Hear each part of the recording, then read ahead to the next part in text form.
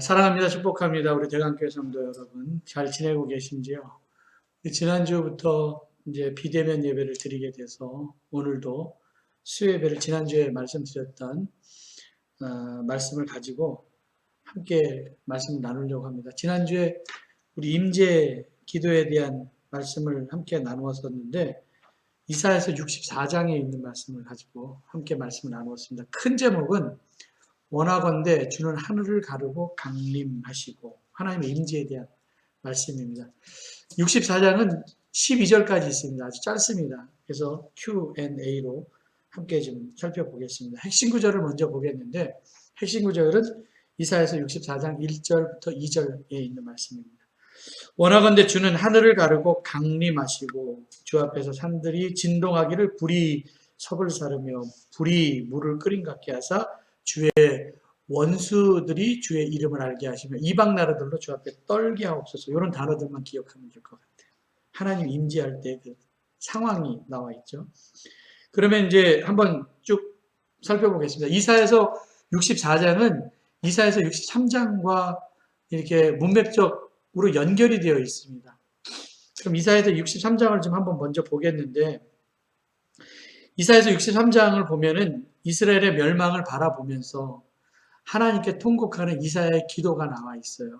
그게 이제 15절부터 19절까지 나와 있는데 그 앞에 부분에는 심판에 대한 메시지가 나오죠. 그래서 하나님의 분노와 하나님의 진노에 대한 말씀이 좀 나와 있고 그리고 그 하나님의 분노와 진노에 대한 그거를 이야기를 한 다음에 이사야는 하나님의 무서운 심판 앞에 긍휼을 구하는 기도가 15절부터 19절까지 나오고 그리고 나서 이제 이사야서 64장 1절부터 이렇게 나와 있습니다.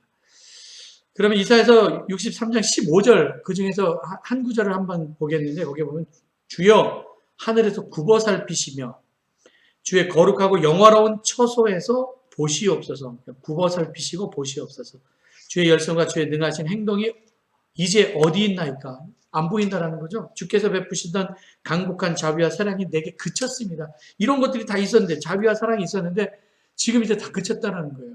그러니까 이제 한탄하면서 탄식하면서 기도하는 이야기죠. 여기 이렇게 애원하면서 탄원 기도를 드리는 거예요. 전에 보여주셨던 관심이 어디 있습니까? 주의 능력이 어디 있고 주의 사랑과 자비가 어디 있습니까? 자비와 사랑이 그쳤습니다. 제발 우리를 외면하지 마옵소서. 이런 기도를 15절부터 19절까지 이야기를 하고 그래서 이제 그 결과 이런 얘기하죠. 18절부터 19절까지 보니까 주의 거룩한 백성이 땅을 차지하지 오래되지 아니하여서 주의 대적이 성소를 유린했고 주의 다스림을 받지 못하는 자 같았으며 주의 이름으로 칭함을 받지 못하는 자가 되었다라는 탄원이죠. 다스림 받지 못하는 자가 되었다는 버림받았다라는 얘기예요. 이사야는 이런 탄원을 하면서 하나님께 어떻게 하기를 바라는 거예요. 이제 탄원하면서 하나님께서 개입해달라는 기도를 하죠. 그게 이제 이사야에서 42장 1절에 보는 거예요. 하나님 이제 우리 가운데 강림하셔달라는 거예요. 하늘을 가르고 강림하시고 주 앞에서 산들이 진동하며 이게 개역개정이거든요. 근데 우리말 성경에 보니까 적나라하게 표현을 했더라고요.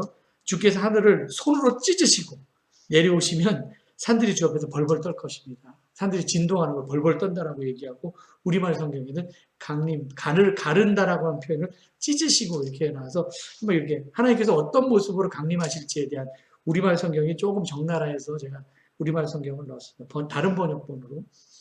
왜 이렇게 능력 있는 모습으로 내려오시는가? 그랬더니 마치 불이 섭을 쌓고 불이 물을 끓인 것 같이 주의 원수들이 이름을 알게 하려고 이것 때문에 내려오시는 거죠. 떨게 하옵소서 이방 나라로.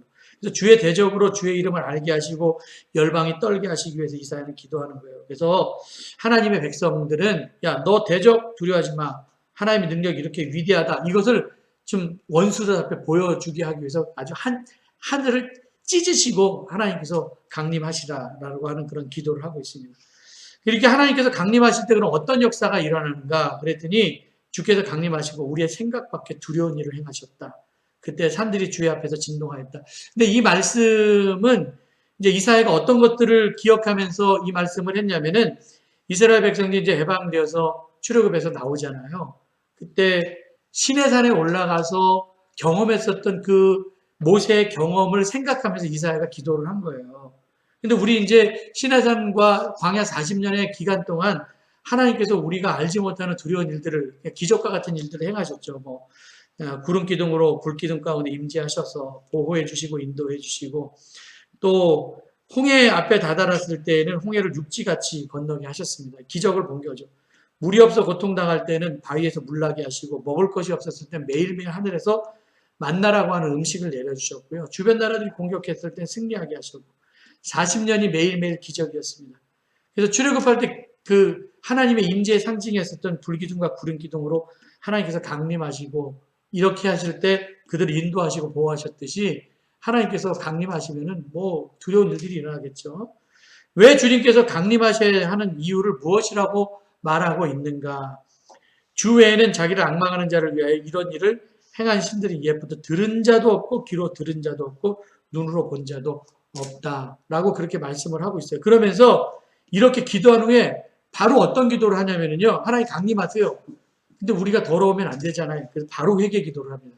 그 회개 기도하는 내용이 5절부터 7절까지에 나와 있어요. 먼저 이런 얘기를 하죠. 주님께서는 이 공의를 행하시고 이런 사람들을 주의 길에서 이런 사람들을 선대하시는데 지금 우리의 상태는 어때요? 범죄였다라는 거예요. 그래서 하나님께서 진노했죠. 그러니까 이런 현상이 이미 오랜 시간 동안 우리의 범죄가 오랜 시간 동안 계속되었다라는 거예요. 그럼 이거 우리가 어떻게 구원을 얻을 수 있습니까? 우리는 다 부정한 자 같고 우리의 의는 우리의 의는 다 더러운 옷 같아서 우리는 다 잎사귀 같이 시들고 이제 우리의 상태예요. 지금 이런 상태. 우리의 죄악이 바람같이 우리를 몰아가나이다.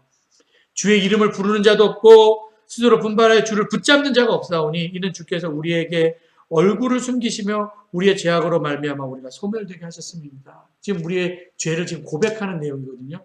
우리의 지금 상태가 이런 상태로 어렵게 되었다는 거죠.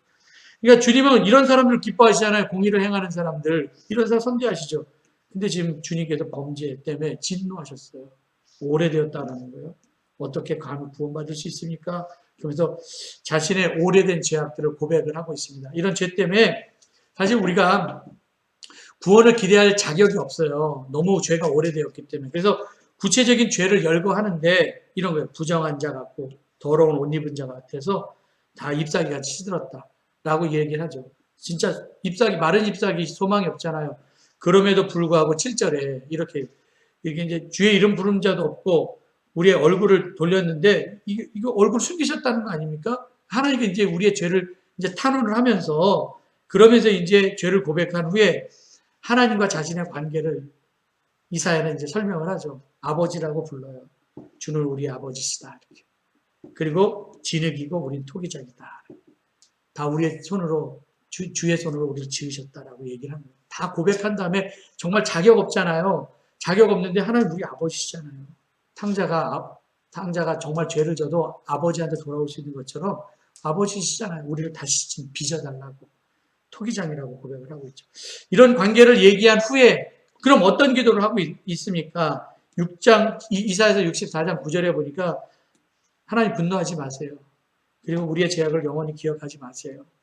구하오니 보시옵소서 우리는 다 주의 백성입니다. 구하오니 보시옵소서 다 우리 주의 백성 아닙니까? 그래서 적극적으로 하나님의 은총을 구하는 기도를 하고 있습니다. 분노하지 말아요.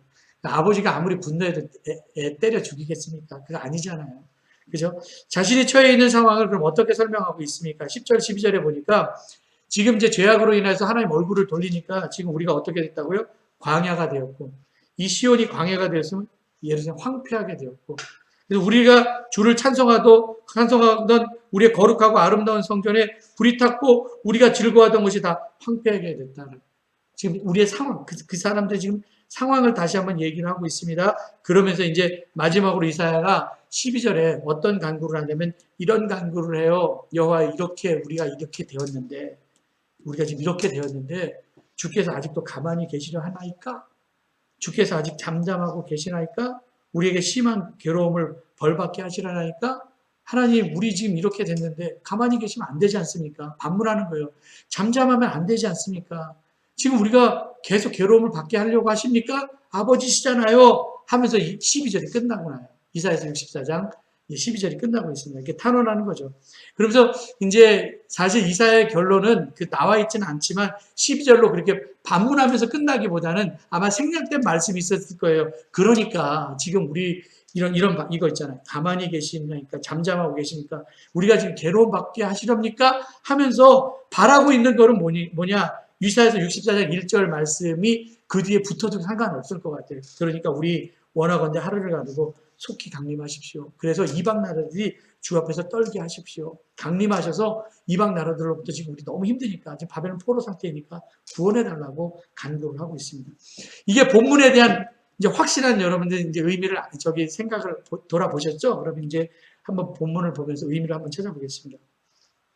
강림하시면 산들이 떨 것이다. 출애굽 과거를 생각하죠. 모세가 시내산 올라갔을 때 하나님 대면했을 때 막 산들이 진동했거든요. 그거를 이제 이사야가 기억하면서 이렇게 기도를 하는 거예요. 강림하십시오. 임재에 대한 기도예요. 하나님의 임재.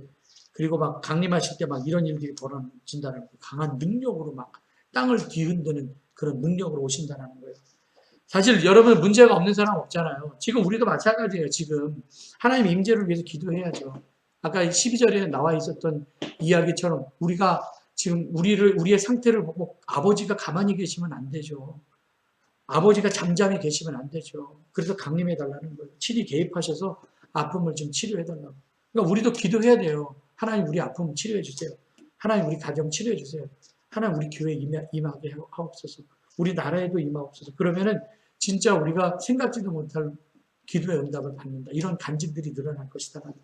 그럼 우리는 이제 주님의 강림, 이제 지금은 성령 시대이기 때문에 성령 강림을 우리가 생각을 해야 되잖아요. 초대교회 때 여러분 성령 강림의 역사가 아실 거예요. 예수님께서 제자들에게 예루살렘 떠나지 말고 약속하신 성령 기다리고 기도하라 그렇게 말씀하셔서 그들이 한 곳에 모여갖고 기도한 지 열흘째 되던 날에 하늘로부터 막 급하고 강한 바람 소리 같은 소리가 나고 불 같은 것이 막 각 사람에게 임했습니다. 예수님 안 계신 상황이니까 제자들이 다 두려웠잖아요. 근데 그들이 성령의 강림, 모두가 성령 받자 용기가 생기고 믿음이 커지고 막 놀라운 변화들이 막 일어나게 됩니다. 깜짝깜짝 놀랄 만한 일들. 우리 가운데 이런 일들이 일어나야 됩니다. 성령 강림. 에스겔의 환상도 마찬가지예요. 에스겔서 1장에 보면은 에스겔이 25살 때 나라가 망해갖고 바벨론 포로로 끌려가는데 그때 이제 30살 때 사실 에스겔이 환상을 보거든요. 5년 동안 미래가 불투명했고 그발 강가에 끌려 나와서 정말 중노동에 시달리고 있었습니다. 자기도 자기지만 포로에 끌려온 사람들 다 상태가 지금 절망적인 상황 아닙니까? 그때 하나님께서 30살에 25살에 끌려가고 30살에 환상을 보여주시죠. 그 환상이 유명한 거예요. 에스겔 37장에 보면은 이제 마른 뼈의 환상이잖아요. 한 골짜기를 이끌어 가셨습니다. 마른 뼈가 가득했어요. 하나님의 영이 말씀하시죠. 너는 이 모든 뼈들에게 대언하라. 그래서 에스겔 30장 5절에 보니까 주 여호와께서 이 뼈들에게 이같이 말씀하시기를 내가 생기를 너희에게 들어가게 하리니 너희가 살아나리라. 이 말씀 기억해야 돼요. 생기가 들어가면은 살아나리라. 원래 이 생기라고 하는 단어가 그 창세기 1장에서 나오는 하나님께서 그 생기를 불어넣은 생명이 됐다고 얘기를 하잖아요. 그거라든지 혹은 그 사도행전 1장에 나와 있었던 성령의 바람이 있잖아요. 그게 다 똑같은, 물론 히브리어하고 헬라어의 단어 차이가 있긴 하지만 바람이라는 거예요. 생기도 바람이고 그냥 성령도 바람이에요. 똑같은 단어예요. 히브리어하고 헬라어 차이입니다. 에스겔이 하나님의 말씀을 대언하자 막 이 뼈 저 뼈들이 들어맞고 서로 연결되더니 막 살이 올랐어요. 그런데 그 중에 생기가 없었죠. 생기가 있어야 돼. 몸만 있다고 살아있는 게 아니에요. 그때 하나님의 영이 에스겔한테 얘기를 하죠. 넌 생기에게 대언하라. 그래서 사방에서 불어와갖고요. 죽음당한 자들에게 불어와서 이거 살아나게 하리라. 똑같은 거예요. 살아나게 하리라. 그래서 에스겔이 대언합니다. 하나님의 말씀하시기를 생기가 그들에게 들어가리라. 그랬더니 그 마른 뼈들이 뭐가 되었어요? 큰 분대가 되었다. 이런 말씀이 나와 있어요. 생기가 들어가야 돼요. 성령이에요. 성령. 그래서 이사야 36장에서도 보면 성령에 대한 말씀에 새 영을 너희에게 부어주리니 에스겔 36장에 나와 있습니다. 이게 성령에 대한 말씀입니다. 그래서 이사야 37장 11절부터 12절 제가 이 말씀 되게 좋아해요. 거기서 어떤 말씀을 좋아하냐면 너희가 무덤물을 엮고 거기에서 나오게 하고 이 말씀 되게 좋아하거든요. 뼈들은 이스라엘 온 족속이라. 뼈들이에요. 마른 뼈들이 이스라엘 온 족속입니다. 지금 우리도 마찬가지예요. 뼈들은 지금 우리들입니다. 우리가 똑같은 상황이에요. 이 뼈들이 말랐습니다. 소망이 없었으니 우리 다 멸절되리라 하느니라. 그러므로 너는 대언하여 그들에게 이르기를 주 여호와께서 이같이 말씀하시기를 내 백성들아 너희가 무덤을 열고 너희에게로 거기서 나오게 하고 이스라엘 땅으로 들어가게 하리라. 포로 생활에서 들어가게 되는 건데 지금 이스라엘 족속의 상황이 정말 마른 뼈들 같았고 아까 얘기했던 것처럼 시들은 이사야 40장에 있는 것처럼 시들은 잎같이 소망이 없는 상태이거든요. 이렇게 소망 없이 사는 사람들한테 무덤을 열고 거기서 나오라. 무덤이라고 하는 것은 소망이 없는 곳이잖아요. 시체가 있는 곳인데 절망적인 상황이에요. 포로로 끌려가고 희망이 사라졌습니다. 진짜 내일 일을 알 수가 없어요. 절망. 근데 우리가 지금 현실 바라보고 절망할 것인가? 아니면 하나님 약속 믿고 일어설 것인가? 이건 우리가 생각해야 돼요. 마른 뼈에 하나님의 영이 임하자, 들어가자, 임재하자, 군대가 되었습니다. 마른 뼈가 군대가 되었다는 거예요. 여러분, 부흥이라고 하는 게 리바이벌이라고 하는 뜻인데 그냥 이렇게 풀어쓰면 리라고 하는 건 재잖아요. 그러니까 이게 생명하고 관계가 있잖아요. 이게 이제 생명을 다시 불어넣다는 거예요. 산개가 죽은 사자보다 낫다라는 거죠. 여러분들 죽은 사자 썩습니다. 근데 산개는 안 썩죠. 그러니까 개가 난 거예요. 살아있는 개가. 생명이 중요해요. 사람도 아무리 예뻐도요. 그냥 좀 노인 비하 발언은 아니지만 아무리 예쁜 죽은 미스코리아보다 그냥 주름진 할머니가 더 매력적입니다. 예. 말도 그래서 성령 충만한 사람들은 행동도 표정도 생동감이 있어요. 그러니까 우리가 죽은 사람처럼 살면 안 돼요. 무덤에서 나와야 돼요. 이게 부흥이에요. 이게 이런 하늘을 강림하시고 하나님의 임재를 체험하면 된다. 이게 성령 바람 불면 되니까 마른 해골로 남아있으면 안 됩니다. 마른 뼈로 남아있으면 안 돼요. 예수님께서도 부활하신 후에 제일 먼저 제자들에게 하신 말씀이 뭐예요? 성령 받으라 이거예요. 성령 받으라. 샬롬 한 다음에 성령 받으라 얘기하잖아요. 그때 소망이 없는 거죠. 소망이 생긴다는 거죠. 그럼 우리도 이제 절망적인 상황이잖아요. 지금 우리 코로나 이런 경제적인 무덤 안에 갇혀 있습니다. 이 절망의 무덤에 우리 갇혀 있습니다. 여기서 나와야 돼요. 살아나와야 돼요. 힘들다고 거기에 빠져갖고 하나님 이거 절대로 안 될 것 같아요. 이루어질 수 없을 것 같아요. 내 인생에 기적과 같은 일 없을 거예요. 이런 말 하지 말라는 거예요. 하나님께서 하늘을 찢으시고 이 땅에 정말 강림하시면은 우리의 원수들이 벌벌벌벌 떠듭니다. 그러니까 우리가 무덤 앞에서 떨지 말고 무덤에서 나와야 돼요. 그래서 우리가 이렇게 기도해야죠. 내 안에서 그 말씀의 능력이 나타날 줄 믿습니다. 내 인생 가운데 기적과 같은 일을 보게 해주세요. 이것이 내게 이루어질 줄 믿습니다. 무덤 같은 절망 가운데 생명으로 일어날 줄 믿습니다. 모든 질병을 치료하고 악한 것들이 나가고 사명의 자리에 바로 다시 일어서기를 바랍니다. 뭐 이런 기도들이 우리 가운데 나와야 된다는 거죠. 이 기도가 우리의 기도가 되어야 된다는 거죠. 그리고 아멘하고 끝나는 거예요. 아멘. 믿음 힘든 시기에 버티고 견디면서 여러분 지금 우리 코로나의 무덤으로부터 벗어나야 되고 이런 절망적인 상황에서 이사야는 하늘을 찢으시고 가르시고 강림하시기를 위해서 기도하고 있습니다. 우리가 기도할 때 하나님께서 하늘을 가리고 강림하실 줄 믿습니다. 그리고 이제 세 번째로 보면은 하나님의 임재를 경험하고 성령 충만으로 우리만 성령 충만하면 안 되잖아요. 그리고 우리가 성령 충만한 모습으로 세상에 들어가야죠.